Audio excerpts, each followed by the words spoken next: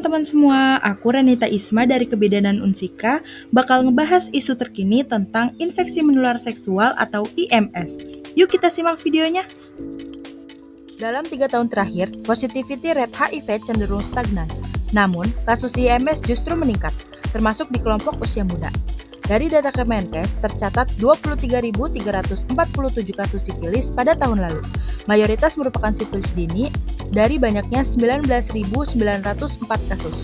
Dan 77 diantaranya adalah sifilis kongenital yang menular dari ibu ke bayi. Gonore juga tercatat tinggi dengan 10.506 kasus terutama di DKI Jakarta. Dari data Kemenkes terbaru, Indonesia menempati peringkat ke-14 dunia dalam jumlah orang dengan HIV atau ODHIV dan peringkat ke-9 untuk infeksi baru HIV. Diperkirakan terdapat sekitar 564.000 ODHIV pada tahun 2025, namun baru 63% yang mengetahui statusnya. Dari jumlah tersebut, baru 67% yang telah menjalani terapi antiretroviral atau ARV. Menurut WHO dan juga Kemenkes Republik Indonesia, infeksi menular seksual adalah infeksi yang paling umum ditularkan melalui hubungan seksual, baik vaginal, anal, maupun oral. Penularannya juga bisa terjadi melalui darah yang terinfeksi, penggunaan jarum suntik bersamaan, atau dari ibu ke anak selama kehamilan, persalinan, ataupun saat menyusui. Pubertas yang tidak disertai pendampingan yang baik dapat mendorong aktivitas seksual beresiko di antara remaja. Nah, pergaulan yang semakin bebas saat ini di kalangan remaja menjadikan hubungan seksual menjadi hal yang biasa. Dan terlepas dari keterlibatan mereka dalam aktivitas seksual, beberapa remaja tidak memahami tentang metode keluarga berencana atau gejala-gejala infeksi menular seksual. Menurut hasil survei demografi dan kesehatan Indonesia, remaja berusia 15-19 tahun dan dewasa muda berusia 20-24 tahun merupakan kelompok dengan prevalensi infeksi menular seksual tertinggi. Selanjutnya ada gejala yang dapat terjadi pada infeksi menular seksual.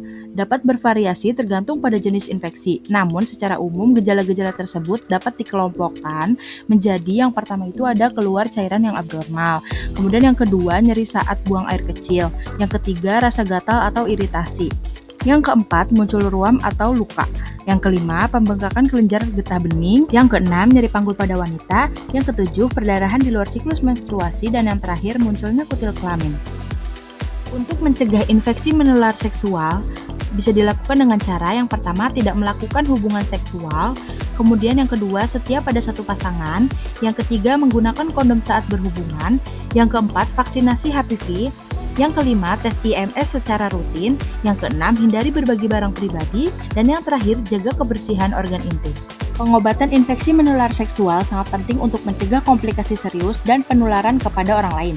Jenis pengobatan yang diberikan akan disesuaikan dengan jenis penyakit IMS yang diderita.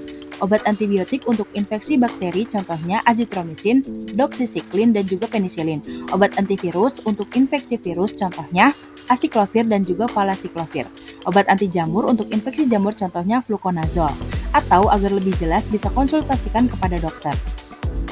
Dengan langkah kecil, contohnya tidak melakukan seks bebas, Indonesia bisa bebas dari penyakit infeksi menular seksual loh teman-teman. Bersama langkah kecil menuju Indonesia cemerlang. Saya Renita Isma pamit undur diri, bila ada salah mohon dimaafkan. Terima kasih.